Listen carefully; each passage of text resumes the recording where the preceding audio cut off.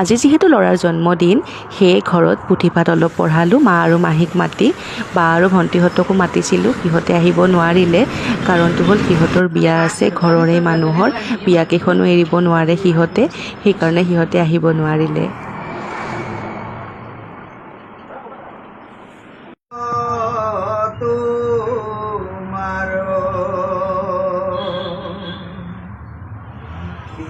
বস্ত্ৰে শুভে আতি শ্যাম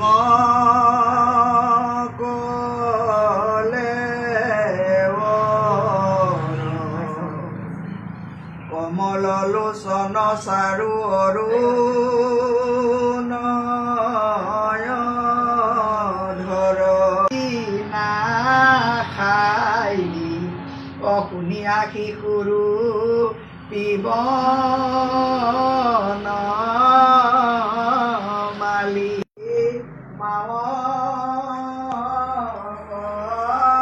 মাতি বায়ন্ত মুখ ৰক্ষা